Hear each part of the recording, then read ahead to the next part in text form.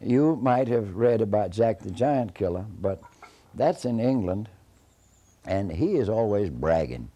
He goes dashing about on a white steed, you know, and there's a rhyme that Jack the Giant Killer in England has. I am the valiant Cornish man who slew the giant Cormoran. Bring on some more giants, I'll kill them all. But you listen to what the Appalachian Jack, it's the same tale, sort of. Listen to how he answers. Now, one time, Jack's daddy had had very bad luck with his crops. There wasn't much to eat there at the house, and Jack thought he'd better get out of there and go find him a job. So he lit out, little old puny Jack with his ragged overalls and all.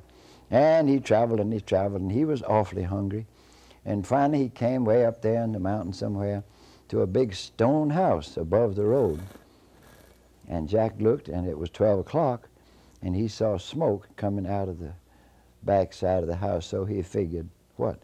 They were cooking dinner. And he, being awful hungry, thought he'd try his luck right there.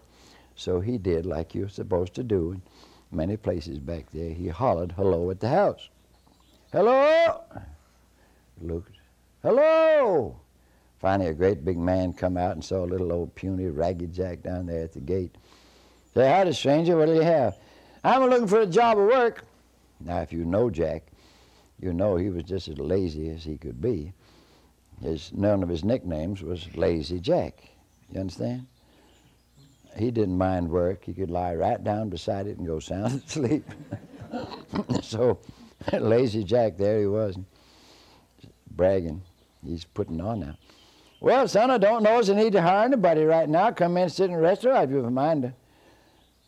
And Jack said, oh, I'll stop a little while, I reckon. What's your name, son? My name's Jack. You a good hand to work, are you? Oh, I'm the workingest one of all back home yonder. You say you are? Can you cut timber? Why, sure. Really now? Yes, indeed. Can you clear new ground, Jack? Oh, it's a sight in the world how much new ground my daddy and I have cleared. I let my daddy help me some. Well, Jack, can you kill giants? Huh? Well, I don't know about that, King, but I reckon I could try. Is that who you said you were? You the king? Yes, Jack, I'm the king.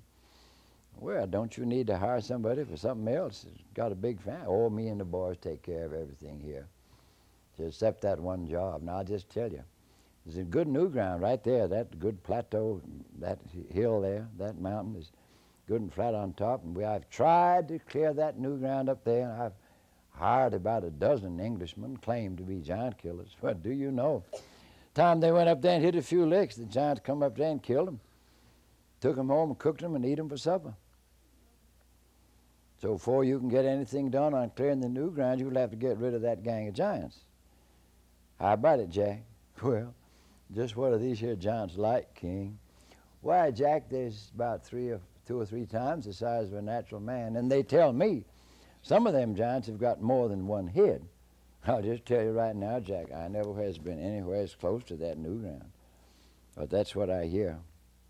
Now, Jack, I'll make a good contract. Every giant's head you bring back down here, I'll pay you $1,000. That suit you? Jack said, yeah, I reckon. So directly, the king and Jack, king's boys all sitting at the table, king's old woman and girls flying around waiting on them. And do you know, the king's boys have been working hard. You should have seen them eat. My law, passing back for seconds, some of them thirds. And little old puny Jack couldn't eat half of the victuals that piled up on his plate.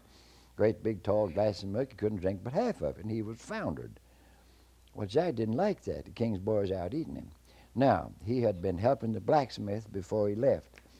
And do you know what he had on? That old leather apron. And he somehow, you know what a leather apron's for? Keep the sparks from burning your breeches.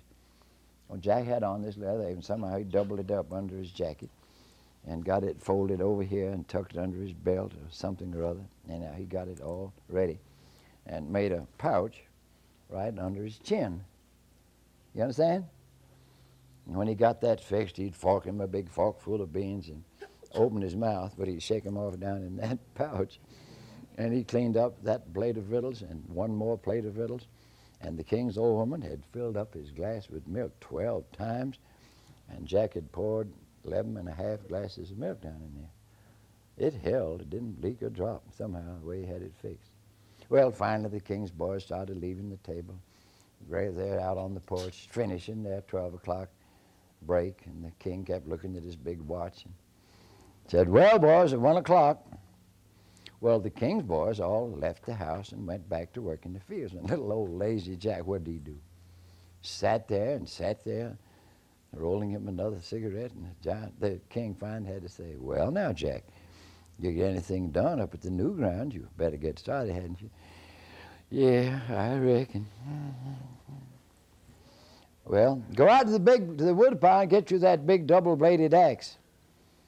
Well, Jack ambled off the porch and sauntered around toward the wood pile. Now, he didn't have any notion of carrying that heavy double-bladed axe up there. The little Tommy hatchet, what they split kindling with, was stuck in the chopping block. Jack jerked that out of Tommy's chopping block, stuck in his belt. Wouldn't have to carry nothing. "Hey, Jack, you need the axe, won't you?" "Why, no, King. This'll do me all right." "Well, I hope you good luck, Jack." "Well, much obliged, King. Yeah, Lord, all I can do is kill them or get killed one." Well, Jack headed up the trail that the king had showed him. And when he got out on top of that new ground, it's a good level top mountain, Lord, he was scared to death. Looking this way, being careful he didn't step on any twigs and make any cracking noise. And he didn't see anything. And he didn't know what in the world. He knew if he started chopping on the tree, them giants would hear him, come up there and get him. Wouldn't they? Well, Jack says, "Oh, Lord, what am I going to do?" Well, now, there was a great big tulip tree. Bark on those giant tulip trees came down in ridges so thick that if a boy has nerve, he can dig his toes into those ridges and catch onto the bark and climb the bark, the outside of the tree. And that's exactly what Jack did. He had pretty good nerve to do that, don't you think? Well, he kept on climbing till he got to the first branches, and Jack didn't stop till he's up in the tip top of that tree, 200 foot off the ground. Well, he got braced up there somehow, and he took out the Tommy hatchet, and he started making all the racket he could, hacking and chopping, just a little small-like limbs, so he wouldn't have to work too hard. Hack, hack, hack, chop, chop, chop. Hack, hack, hack, chop, chop. Hack, hack, hack, chop, chop, chop. And directly, Jack heard a racket that sounded like a horse coming up the other side of the mountain, tromping and crashing. Crash, crunch, crunch, tromp, tromp, tromp, tromp. And Jack stopped and looked, and directly he saw him. And there, stepping from one rock cliff up to the next, was a man about 20 foot high, had two heads. And when he got out on top and Jack got a good look at that two-headed giant, Jack said, "Lordy me, what'll I do?" He liked to slip his hold, but he stayed braced up there and kept hold of the Tommy hatchet. And here come that old two-headed giant with his thumb stuck up behind him, looking this way and looking that. See who was messing in the new ground. And directly he was right under the tree where Jack was up in. Now, Jack's got nerve. Instead of waiting for the giant to find him, when the giant was right under him, Jack leaned up and said, "Hello, Daddy." "What's that?" "Oh, how do you do, stranger?" "Boy, what you doing up there at top of that tree?" "I'm a clearing new ground." "Huh? I ain't never seen such crazy folk business start cutting timber in the top of a tree." Say, "Well, Dad, that's the best way to do it. You climb the tree and top it and cut off all the brush and limbs you can as you come down. Then you fell the tree. It's handier that way." "Huh? You say it is? I never thought of that. What's your name, boy?" "My name's Jack." "Come on down from there, Jack, and I'll take you home for supper." Didn't think Jack would know what he meant. "All right, Daddy, I'm coming right down." Jack got about halfway down, stopped, sat on a limb, leaned back against the trunk of the tree up there, his legs dangling. "Come on down the rest of the way, Jack." "Well, Daddy, I got to rest just a minute. I'll be right down. Tell me something. That giant's awful stout. Just how strong are you now?" "Well, some, I reckon." And the old giant leaned over with his left hand, jerked up a hickory tree by the roots, took his big knife out of the sheath, hacked the roots off, turned it around, and he trimmed it and sharpened it, and that old two-headed giant stood there picking his teeth with a hickory sapling. First one sitting in, just showing off for Jack, you know. Well, Jack didn't pay no mind to that. Hey, Daddy, you look fairly stout, but I bet you I can do something you can't do. Huh? What could that be, Jack? Oh, it ain't nothing much. Oh, what is it, Jack? What is it? Squeeze milk out of a flint rock. No, can't nobody do that now. You want to see me do it? Yeah, well, throw me up a flint rock and I'll show you. So when the giant went to hunt a flint rock, Jack took the little blade to his knife, and what did he do? Twisted a little hole in the middle of the leather apron, and he caught the rock and he pretended to squeeze it. Of course, what did he do? He milked down on that leather apron, and the milk just shot out.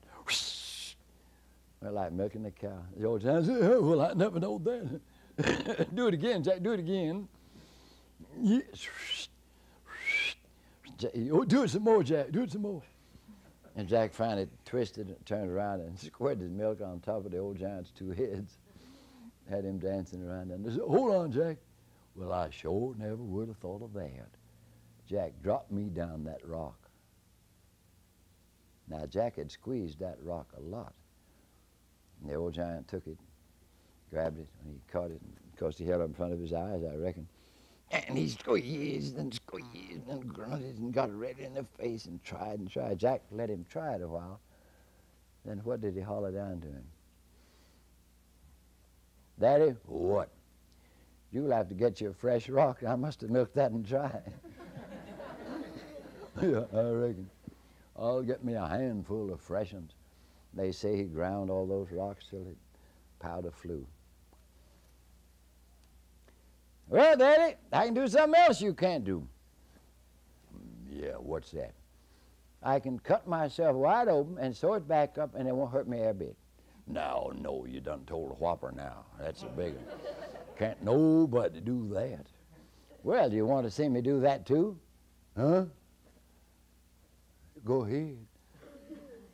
Jack took the big blade to his knife and he ripped that leather apron. And he turned it wrong side. I took all that stuff out of it. And then he put it back and twisted little holes each side of the slit in the leather. You understand? Had a piece of string, and he took a twig and poked the string down, got it all laced up. And I said, hey, see, Daddy? Didn't hurt me a bit. Well, that old giant, his eyes all full, about to pop out of his head and his jaws hanging down. He said, Well, now, I sure and nation never would have thought of that. But if you can do it, I know good and well I can. Took his big knife and he ripped himself half in two. Fell over in two chunks. When Jack saw he was good and dead, he climbed down out of that tree and chopped off both heads with his Tommy hatchet, grabbed him by the hair, went right on back to the king's place. The king saw him and said, well, Jack, I never expected to see you again. You're just about the best giant killer I've ever hired. As a matter of fact, the only one. Throw the heads in the creek, Jack, and come on to the house. You don't have to work no more today. And that suited Lazy Jack just fine. Well, the next morning, Jack says, well, King, I better get on back home. My daddy can't do no good unless I'm there to help him. Oh, Jack, no. Go up and try again. Get rid of that whole gang of giants now. You just try once more and see what you can do. And so Jack says, oh, Lord. Well, all right. I'll try. Now, Jack had to carry out his bluff, right? All right. So he took out. And that time, when he got up on top of the new ground, before he could do anything, there were twin giants coming right through the trees. They had 3 heads apiece. Jack saw them 6 heads coming through the tops of this. He says, oh, good Lordy, I can't stand that. I'll hide. Well, I hide. Well, I hide. Well, he didn't see any, didn't try to climb a tree, and he didn't see any cave or cliff or anything, place to hide, but finally he noticed a great big hollow log. And Jack made for that hollow log, and he scrambled into it like a chipmunk. You know what chipmunk is, a ground squirrel? Yeah. And Jack got in there, and he waited, and he listened. He listened, and he kept peeking out the end of the log, and he noticed a pile of rocks in there that rain had washed this pile of rocks somehow into the middle of that hollow log. And Jack listened. Directly he heard him. No, look yonder. Somebody's done killed brother. So hell. Well, what in the world? I didn't know there's any more giants around here. Yeah, well, look, the ground ain't even trampled none. Sure ain't. I wonder who could have killed him. Yeah, we'd sure like to find him. Yeah, we could find who killed him. We'd fix them. Yes, we sure would. Well, we better take him back to the house and get ready for a burying. All right. And so one giant took him by the ankles and one by the wrists, and they started off. Oh, hold on. I ain't a stick of firewood to the house. We got to take back some firewood. Let's not try to cut nothing. Just find a deadfall. Look yonder, there's a hollow log. Be the very thing. So they laid the dead giant on top of the hollow log. The giant in front, they heaved it up, and the giant in front had the open end of the hollow log right behind his middle head. You see, heads 1, 2, 3. Got it? Well, they started along. The other giant had it by the small end somehow, and they went along a ways, and directly the old giant in front stumbled and staggered and like to lost his balance. And he finally turned to the giant behind him and said, "What are you throwing rocks at me for? I never so throw no rocks at you. You did too. You nearly knocked me down. I never done no such thing. You did too. Now you hush." Well, they argued quite a while, and finally they went on, and directly the giant in front stumbled again. "Confound you, you done rocked me again. I never done no such a thing. You did too. You needn't try to lie out of it. You can see as well as me there ain't nobody else around here to throw no rocks. You rock me one more time, I'm coming back there and smack the fire out of you." Well, finally they quit arguing on and went, and this time Jack picked out the biggest rock he could find. It was kind of sharp points on it, you know. And Jack wound up and he whirled, he let loose, hit that old giant again right in the same place. Well, he throwed that log off his shoulder and made for the other. And I said, "Confound you, that's 3 times you've done rocked me. Now, darn you, dodgest you, you got to take a beating from me or no, I can't do it." Well, them 2 giants went to fighting. Made a noise like splitting rails. Crack, pow, like 2 horses fighting. And they were evenly matched. Couldn't either one get advantage of the other because they're twins, you understand? Finally, they clenched and they started rolling around all over the ground, wrestling, uprooting trees. And directly, Jack kept peeking out the end of the hollow log, and they were exhausted, plumb give out. They couldn't move. And there they were, all tangled up in the pile, heads and legs and arms every which way. And Jack very calmly came out at the end of the hollow log and walked over there to where those twin giants was all tangled up. And he just walked around that pile of them. And he took his Tommy hatchet and chopped off all 6 heads. He rolled them down the mountain. And then he had to go back to the king's place, get a wagon to haul that load of heads in. How much money has Jack got now? 8,000. Well, Jack, you're doing right well. I think one more trip and you get rid of the whole gang. Now, King, my daddy needs me. Oh, come on now, Jack. Try one more time, will you? Yeah, I reckon. Well, he still had to carry out his bluff. And that time, that's right. He went up that time, and he didn't try to hide or climb a tree and started in chopping little bushes, making what they call a brush pile. And he chopped, and directly, here come the daddy giant of all of them with 4 heads. And Jack didn't pay him any attention, just kept on to cutting brush. Finally, the old giant couldn't understand that, why Jack didn't run. And Jack kept scowling at him. Finally, the old giant come over there closer and says, "How to do, stranger? Hello yourself. Don't bother me." Says, "Oh, I don't want no racket with you, boy." Says, "What's your name?" Says, "My name's Jack, Mr. Jack." "Well, Mr. Jack, I come up here to see about my boys. They're laying here with their heads cut off. Do you know anything about that?" "Yes, I know about that." "Well, what was it, Jack?" "Them rascals come up here cussing and abusing me. Had to haul off and kill them. One word out of you and I'll kill you too." "Oh, hold on, Jack. Let's you and me not have no racket. Let's be friends now, Jack. Come on and let's go back down to the house. Got to fix up a burying. Come on, go to the house." "Well, I might. You better mind out how you talk to me." "Oh, I'll not say a word, Jack. You must be the awfulest man." So he took the two dead giants under his arm, and they went on back down to the giant's place, and got there. The giant dropped those, I reckon, in the yard, and Jack was tagging along behind him. Well, the giant come out of the house with 4 big wooden buckets strung on his arm with rope, bales, as they call them. Well, Jack, you don't mind helping me tote a little water in the creek, do you? Why, no, Daddy. Sure, I'll help you. He was testing Jack out. Well, they went down to the creek, and the giant put all 4 big wooden buckets down. He went out, stove his 2 into the water, and started back up the bank watching Jack. Well, Jack couldn't have even tilted one of those buckets, and it empty. So Jack just left him laying there, and he waded out in the middle of the creek, rolled up his sleeves, spit on his hand, leaned out feeling around under the creek. What you fixing to do, Jack?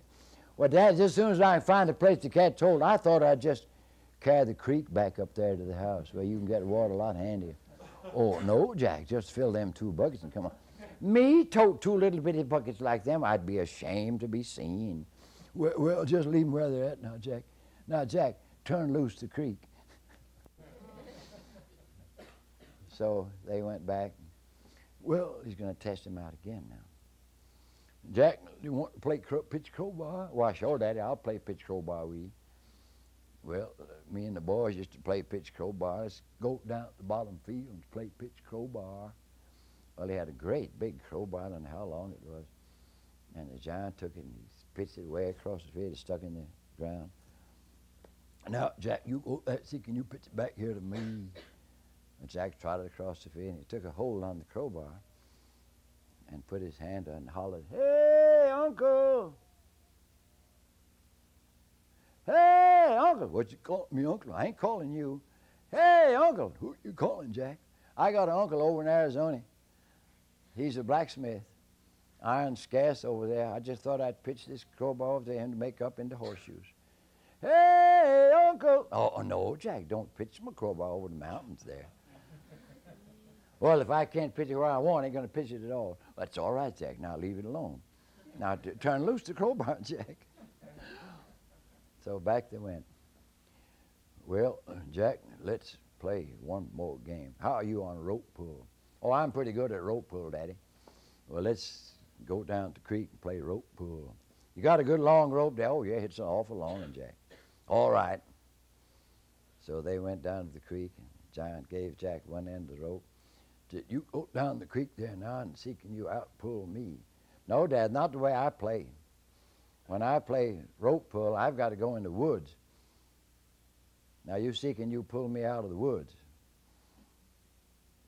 So Jack took his hand and went away into the woods. What did he do with it? Tied around a big tree.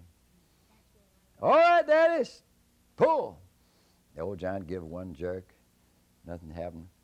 Took hold of both hands, pulled with all his might. And Jack hollered out, "Daddy, take up the slack in the rope." And then the old giant put it across his shoulder and tried to walk off with Jack.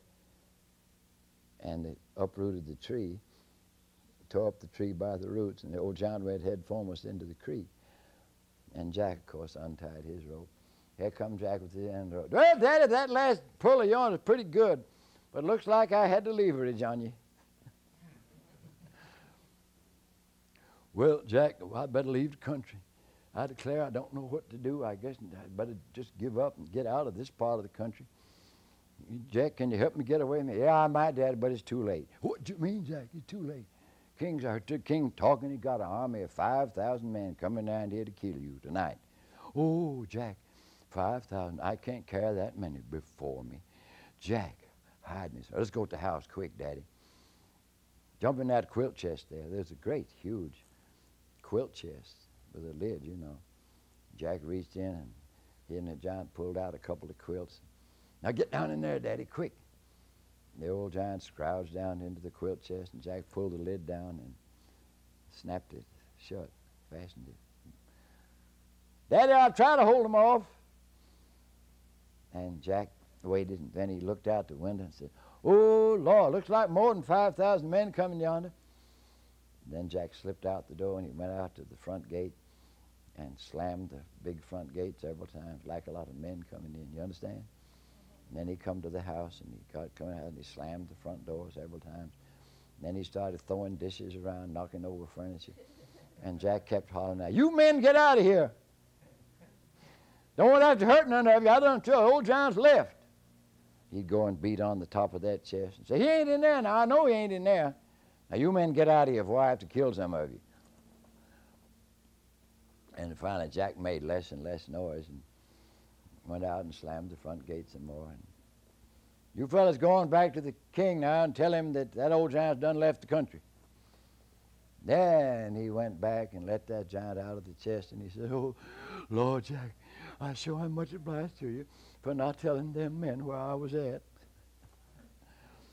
"Oh, Jack, what am I going to do?" "Well, Daddy, let's go down to the depot." So they went down to the train station, and Jack bought the four-headed giant a ticket to China. And the train come in, and the giant standing there, and the conductor took his ticket and said, "Now, Jack, I don't know what to do. You're going to create a problem. He's too big for the day coach, and the baggage coach is full of baggage. I don't know how we're going to tote him, Jack." "Well, I done paid for his ticket. You bet you got to haul him off from here. You hear?" So they took a big flat car. You know what that means, don't you? And coupled it on behind the passenger coach, and the old giant sat on it and holding on to the sides of the flat car, and they hauled him off to China.